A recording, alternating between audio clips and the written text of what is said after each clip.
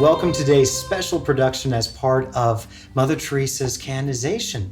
And we have with us today Marlene Ellis with our program. Thank you so much for joining us. You're certainly welcome. It's my pleasure. All right. Well, Marlene, it's so fantastic to get a chance to come with you and come to get to know you, come to be with you, because, you know, you have a very successful music career, and I have a list right here. You've got to perform music with Tony Orlando, Sammy Davis Jr., Bob Hope, Martin Sheen, Tony Bennett, Debbie Reynolds. You got to sing at the 1984 Olympics, the national anthem, and you got to sing at Mother Teresa's funeral. Yes, that was the best.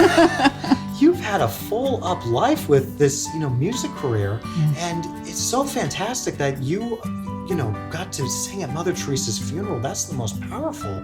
And I know, of course, that you've had a very powerful relationship with Mother Teresa, but let's start from the beginning. How did you get a chance to meet Mother Teresa?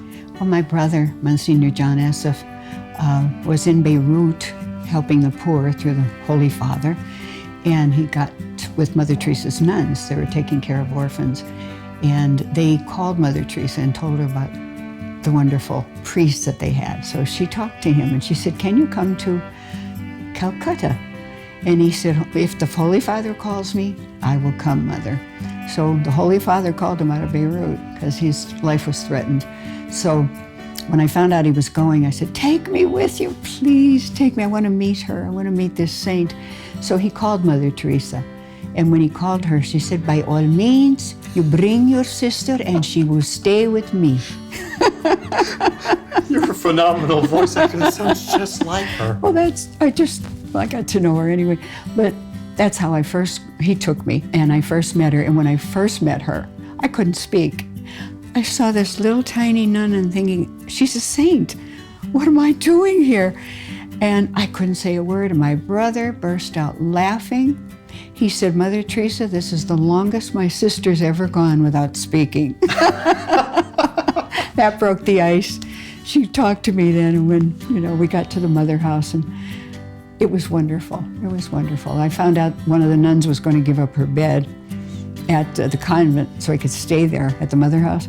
No. I said, "That's not right." So she was going to sleep out on the steps. So I said, no, find a hotel close by. That's where I'll go. So that's what happened.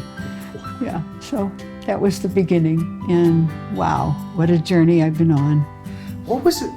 What's it like then? You were associated with her several times.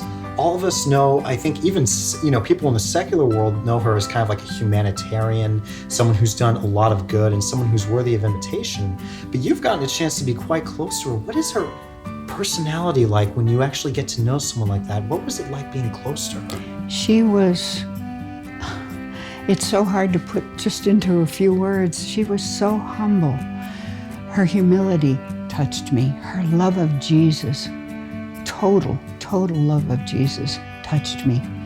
And when I would go in the streets of Calcutta with her, and she would see the poor in the streets, and I'd watch their faces. When Mother Teresa would go by, they could be dying in the street. They could be starving, and that was their home, the street.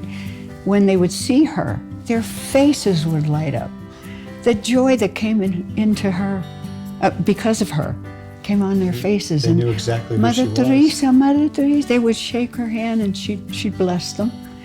And she told me, I was crying. I would cry and cry and cry. And she said, "No, Marlene, no tears. These people have enough tears of their own. Give them your smile."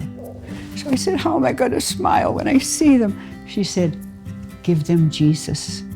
Jesus would not cry. He would make them happy. Give them your smiles." So that's what she taught me that first journey through the streets of Calcutta. We all know, of course, that, Mother Teresa was afflicted with this darkness, the dark night of the souls. And, I think a lot of, popular media, when they like to portray her life story, would very much, I'd say almost overemphasize, that part of her life.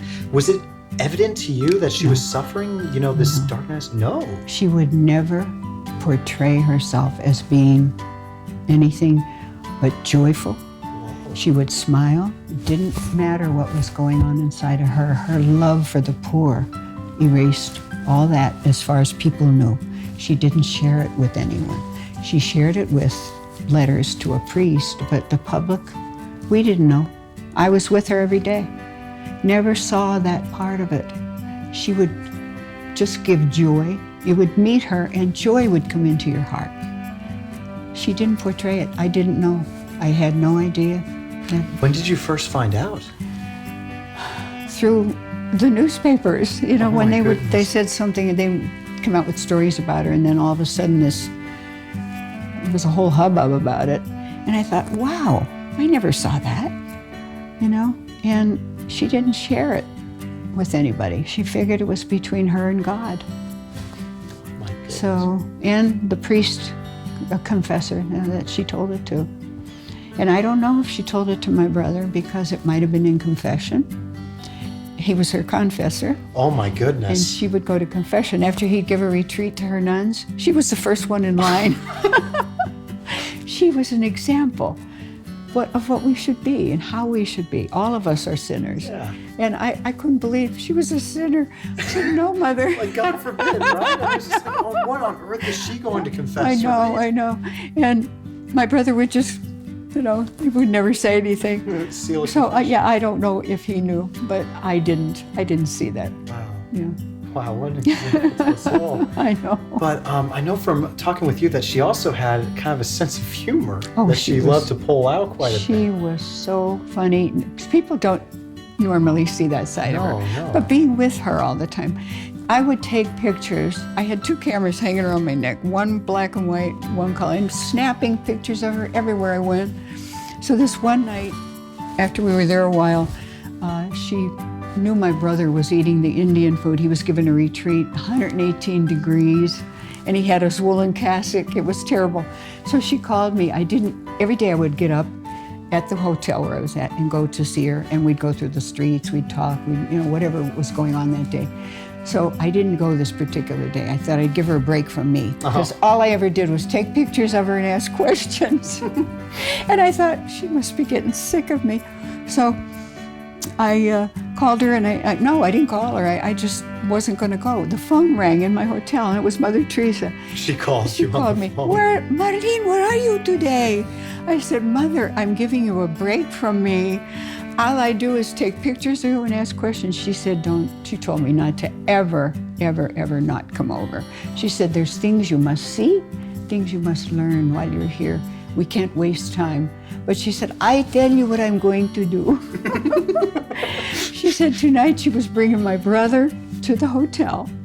And she said, take him to an American restaurant so he can get some good food. Good food. So she brought him over, and oh, what a night that was. That was one of the most hilarious. She was so funny. She came, and when she did come, naturally, we greeted her, brought her in, everybody was hugging and kissing. And by the way, I learned to hug her because people don't just go up and hug her. No, I So suppose just the not. kids, the kids would. So my brother said, are you doing that to Mother Teresa? I said, she needs hugs. So I would hug her, come in. So pretty soon you hear rumbles outside the door and footsteps, and all the workers at the hotel found out Mother Teresa was there. So they were outside the door just wanting to get a glimpse of her. So she threw the door open. Come, all of you, come in. She made them all come in. They all start kneeling in front of her. No. She'd pick them up. She wouldn't let them kneel in front of her. And I said, Mother, can I get some pictures of?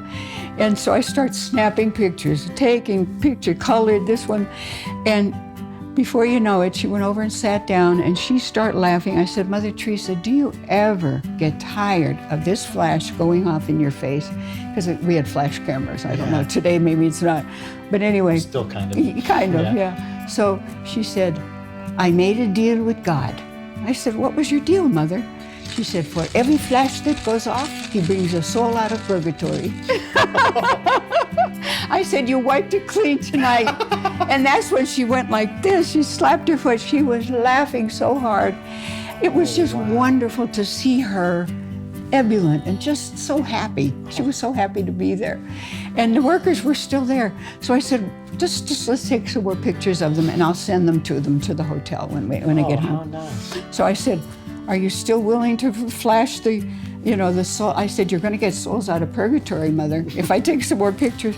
And she said, real quietly, but it fills up so quickly.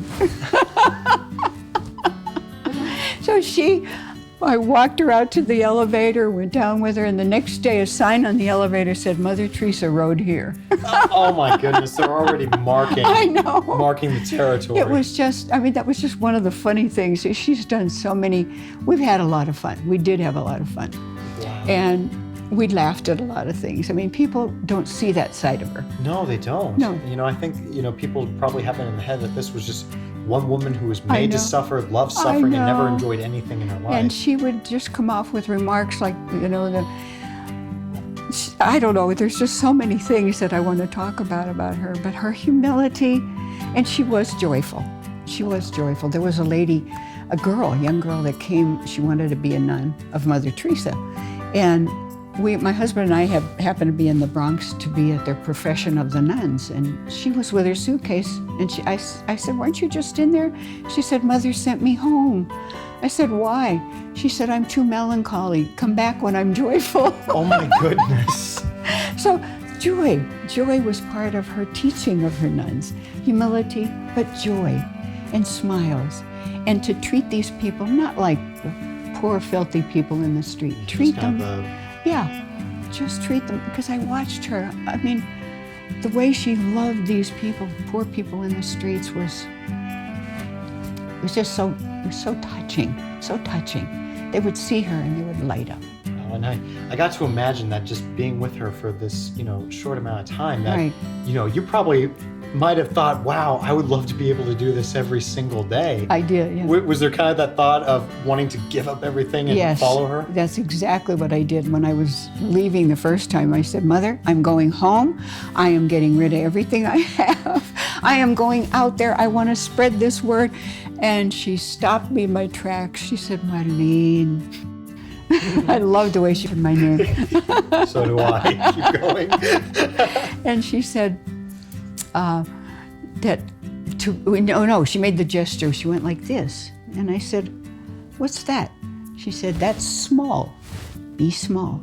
You don't have to go be a missionary in Beirut. You don't have to come to Calcutta. You don't have to go anywhere.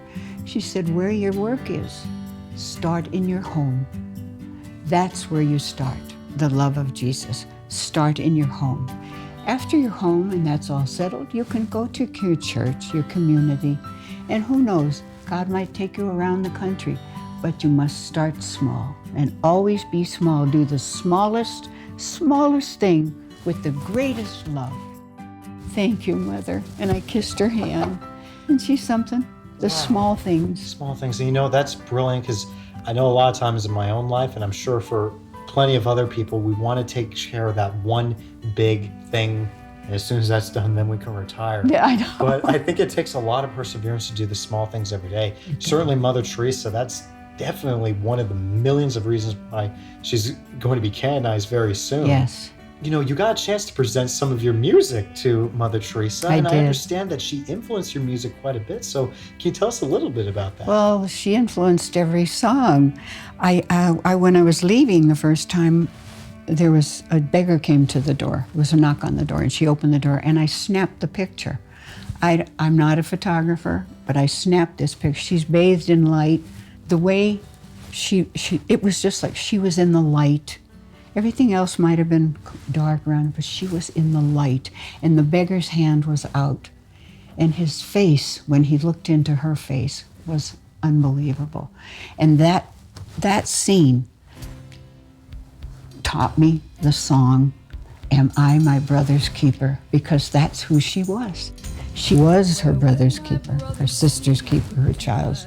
She was that. She was set out to the rest of her life to take care of this man who was Jesus to her. He was Jesus. As I lie down to sleep tonight, between my clean white sheets, my hungry brother finds his bed on the sidewalks in the streets. Am I my brother's keeper? Am I supposed to care?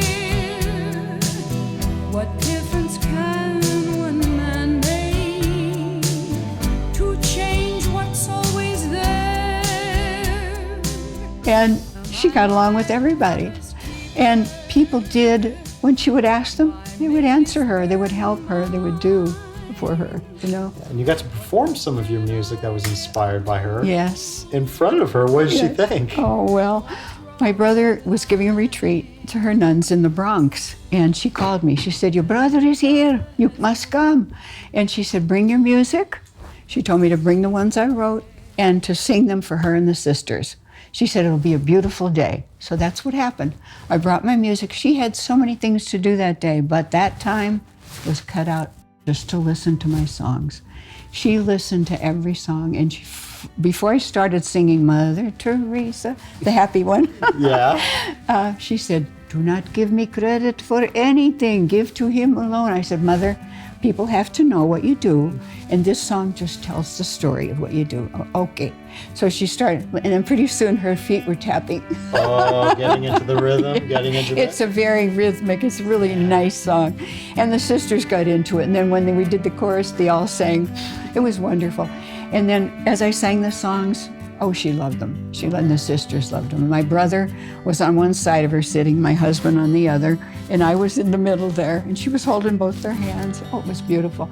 And then after I got all finished, she said, Marlene, these 2 songs you must sing at my funeral. I said, Mother, you can't die. Oh, my goodness. You can't die, you're Mother Teresa. She said, when he calls me, I must go. I mean, she was so funny. She just would make everything to put you at ease, you know. So she said, I said, which songs? Am I my brother's keeper? And See Jesus, those 2 songs. And there was you'll see the gentleman that inspired the song, See Jesus. He was a beggar, laying on a bed, a cot in her, it's the house of the dying and destitute. Oh my. And he was laying there, and he was dying. And I watched as they try to get needle into him to put an IV. 35 times I counted. They couldn't get it. Finally, they got it in, and he didn't take his eyes off of me.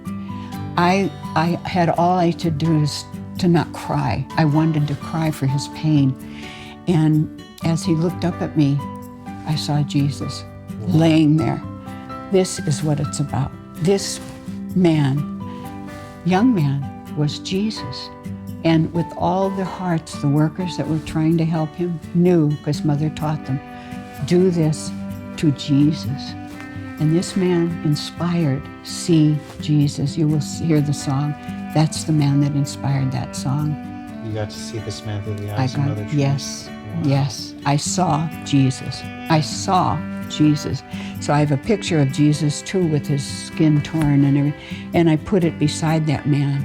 And I thought, this is Jesus. This is him. And he died. Well, Father John, she told him to come, bless him, because she knew he was going to die. And he went over there, and they baptized him. And he died in her arms. He died right after he got baptized. He died in her arms, she said. It was just, my goodness. It was just a special time of grace, a moment of grace. And she told me so many things of what happened to these people. And she said, see what love does.